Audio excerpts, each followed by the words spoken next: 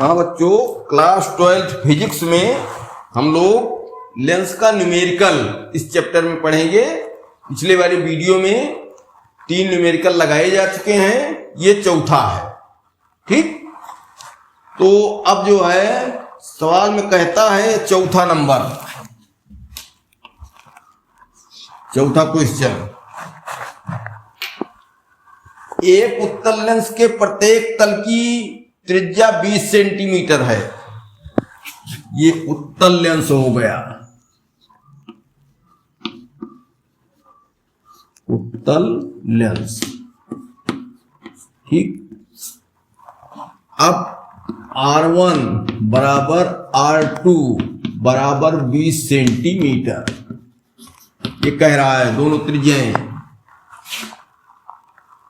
और लेंस के माध्यम का अपवर्तनांक यह है 3/2,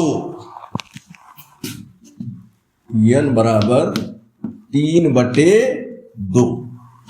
ठीक, फिर क्या कहता है, लेंस की फोकस दूरी बताओ। पहला खंड यह बराबर फोकस दूरी ये बताओ। दूसरा, यदि लेंस को चित्र के अनुसार AB तल के अनुदिश काट दिया जाए तो प्रत्येक लेंस की फोकस दूरी क्या हो। अब लेंस को काट रहा है तो पहले लेंस बनाया जाए। ये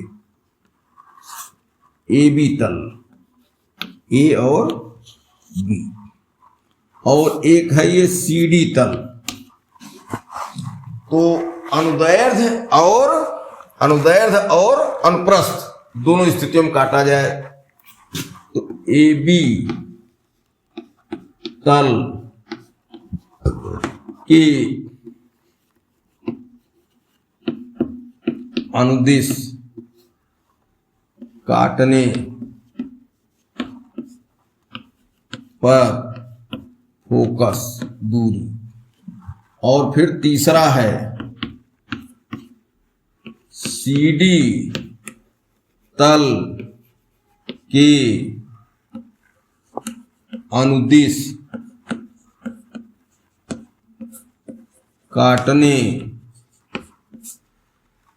पर फोकस दूरी। ये अब इसमें ध्यान से देखो, पहला सवाल तो एकदम आसान है, पहला खंड फोकस दूरी बताना है। तो लेंस मेकर के सूत्र से 1/f बराबर n-1 1/r1 माइनस 1/r2। अब फोकस दूरी बताना ही है। फोकस दूरी इसकी धन है, धनात्मक, तो चिन्ह धन रहेगा। 3/2 माइनस 1 और R1 R2 20 है, तो 1/, अब देखो इसका R1 इधर बनेगा तो इधर केंद्र होगा, दूरी इधर जाएगी, यहां ध्रुव माना जाएगा, तो क्या हुआ, ये धन हुआ। तो 20 माइनस 1/, इधर गोलाई है, इसकी त्रिज्या माइनस हो जाएगी, तो माइनस 20। ठीक, आगे 1/f बराबर, यहां घटाया जाएगा तो 0.5 आएगा, या 1/2 आएगा, और यहां माइनस माइनस प्लस हो गया, हर बराबर, ये गुणे 2/20। ठीक, अब 1/f बराबर 5 दूनाई 10, 1/20, तो यह बराबर 20 सेंटीमीटर। एक उत्तर आ गया पहला ही। ठीक, तो पहला खंड। अब दूसरा खंड, दूसरे खंड में कह रहा है कि AB तल के अनुदिश काटने पर, तो जब AB तल के अनुदिश काटेंगे तो 2 समतल उत्तल लेंस बनेंगे। दोनों के चित्र हम बना दे रहे हैं।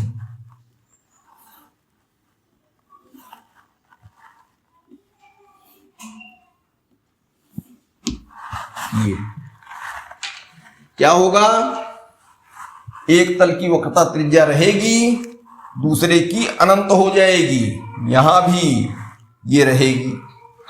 पिछले न्यूमेरिकल में भी हमने बताया था कि जब एक तल समतल हो जाता है तो चाहे जिसको पहला मानो चाहे जिसको दूसरा मानो कोई दिक्कत नहीं। अब फोकस दूरी बतानी है, तो यहां क्या हुआ, यहां R1 बराबर 20 और R2 बराबर अनंत। ठीक, एक समतल हो गया, उसका अनंत हो गया। चाहे जो R1 को भी अनंत मान सकते हो, R2 को 20 मान लो, कोई दिक्कत नहीं होगी, कोई चिन्ह रखते रहो बस। अब लेंस मेकर के सूत्र से पुनः 1/f डैश बराबर अपवर्तनांक वही रहेगा 3/2 - 1 और यहां 1/R1 1 इसको ले लेते हैं तो R1 इधर जाता है तो +20 -1 अनंत। 1 अनंत का मतलब 0, तो 1/f डैश बराबर यहां 0.5 या 1/2 गुणे 1/20। ठीक, अब क्या हुआ, 1/f डैश बराबर 0.5/20। अब ये क्या हुआ, 10 से गुणा कर दो, 5/200 और क्या हुआ 1/f डैश बराबर 5/200, 5 चौक 20, 1/f डैश बराबर 1/40, तो f डैश बराबर 40 सेंटीमीटर। ठीक, अब फोकस दूरी क्या हो गई, 40 सेंटीमीटर। एक तथ्य यहां और निकल के आया कि अगर कोई उत्तल लेंस है, बीच से उसको फाड़ दिया जाए तो 2 लेंस बनेंगे, दोनों में एक उत्तल एक समतल पृष्ठ रहेगा, तो फोकस दूरी पहले की दूनी हो जाएगी। इसी में देखो, पहले फोकस दूरी आई है 20 सेंटीमीटर, अब आ गई 40। ठीक, अब तीसरा खंड है,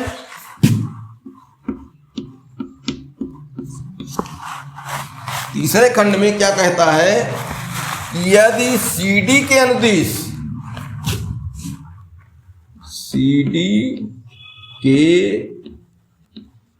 अनुदिश काटा जाए, देखो CD के अनुदिश काटने पर ये चित्र बना,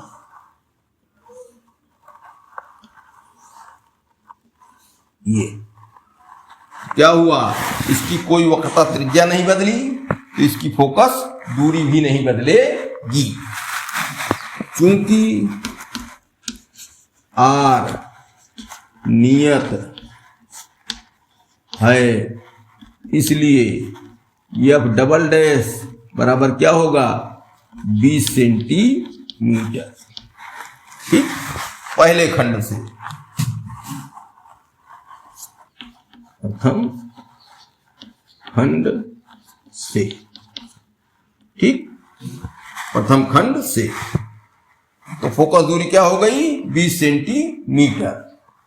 प्रतिबिंब की तीव्रता कम हो जाएगी इसलिए कि प्रकाश की मात्रा कम हो, तो प्रतिबिंब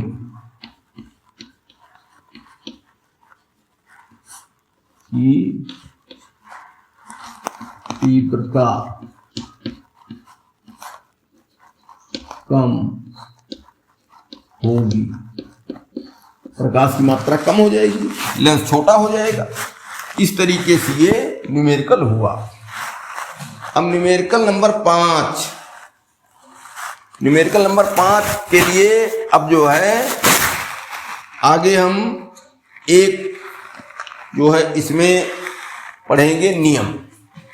नियम ये है कि 3 पदार्थ का नाम लेगा, 3 पदार्थ, 3 माध्यम और तीनों माध्यम के अपवर्तनांक का संबंध होगा। तो जब तीन माध्यम हो जाते हैं हमारे न्यूमेरिकल में, तो तीनों का नाम लिखो, जो भी माध्यम हो। जैसे निर्वात भी हो सकता है, तो क्वेश्चन नंबर 5, इसमें सवाल में कुछ है नहीं। तो जैसे निर्वात, दूसरा क्या हो गया, कांच, तीसरा क्या हो गया, जल। कोई भी तीन माध्यम, निर्वात के बदले हवा भी हो सकती है। तो निर्वात, कांच, जल, इसमें क्या होता है, जो माध्यम पहले लिखते हैं उसको बाद में दोहराते हैं। यहां हो गया निर्वात। अगर कांच पहले लिख लेंगे तो चौथे नंबर पर कांच को फिर दोहराएंगे।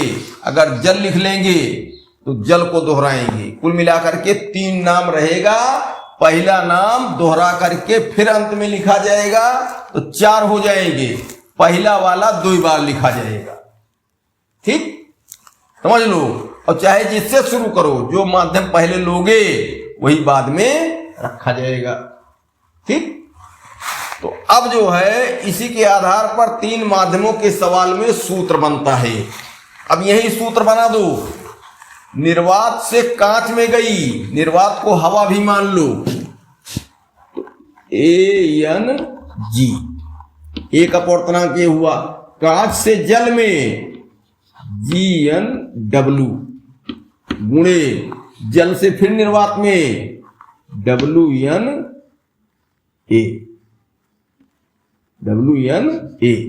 बराबर 1 होता है। ये सूत्र बना लो। ये सूत्र याद करने वाला सूत्र नहीं है, याद करने में इसमें गड़बड़ हो जाता है।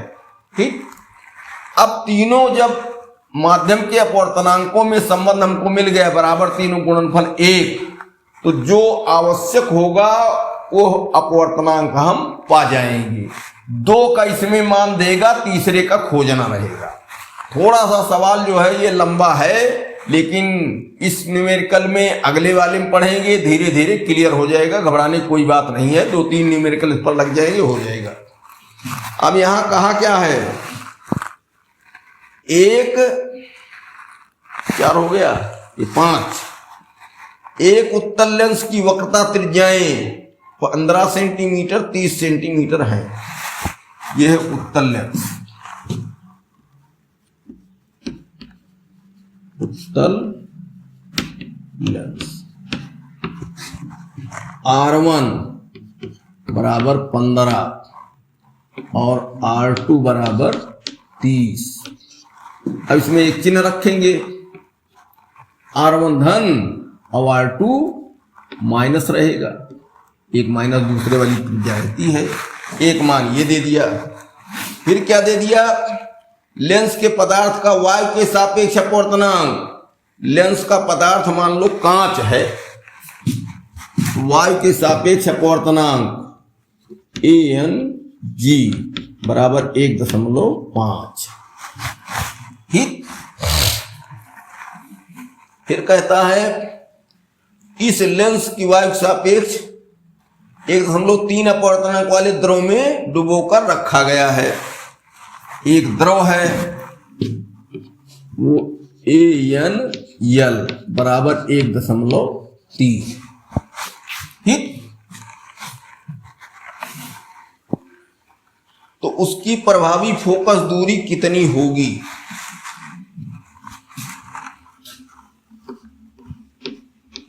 प्रभावी फोकस दूरी कितनी होगी, ध्यान दो इस सवाल में। लेंस पहले समझो हवा में था।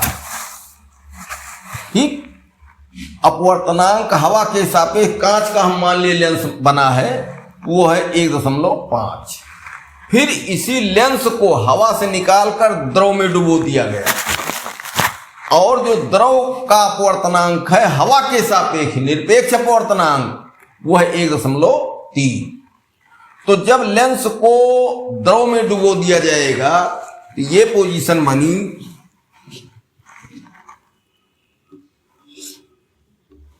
ये और यहां ये द्रव है और ये लेंस है। तो प्रकाश किरण द्रव से जाएगी लेंस में, तो द्रव के सापेक्ष लेंस का अपवर्तनांक या कांच का अपवर्तनांक हमको चाहिए। तो यहां क्या पोजीशन बनेगी, एल एन जी, ये ठीक। भाई यहां लेंस रखा है जिस माध्यम में, वहीं का अपवर्तनांक लेंस मेकर के सूत्र में प्रयोग होता है। तो यहां अब क्या हुआ, द्रव में इसको डुबो कर रखेंगे तो द्रव से प्रकाश किरण जाएगी कांच में, लेंस में।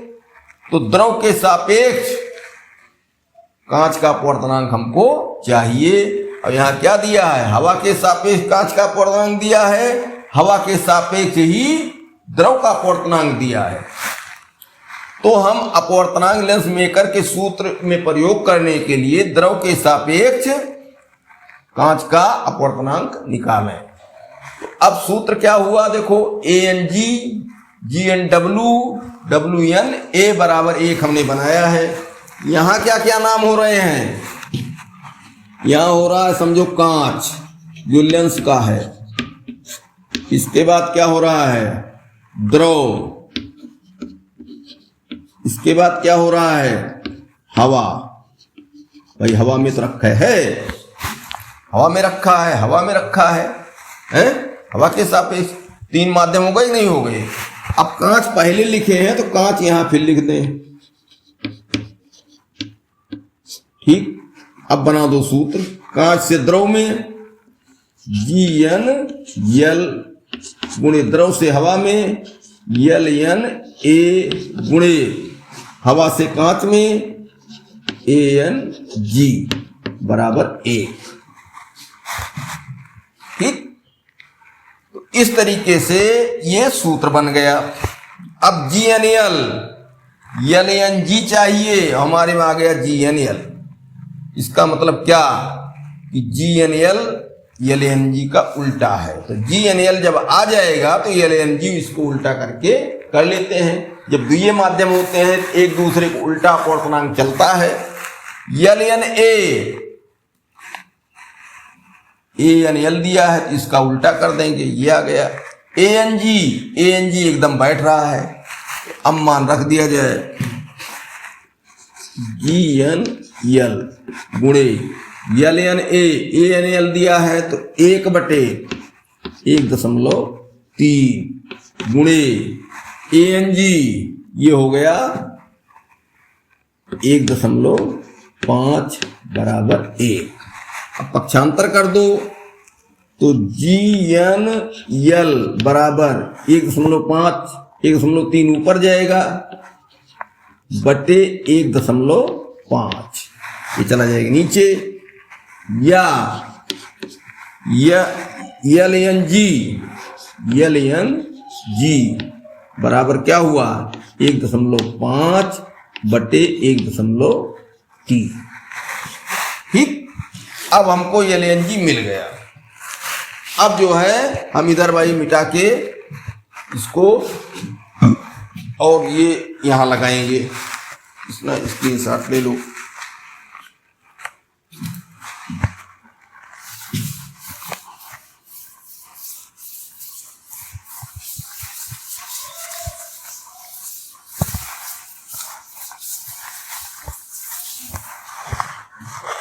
अब लेंस मेकर के सूत्र से,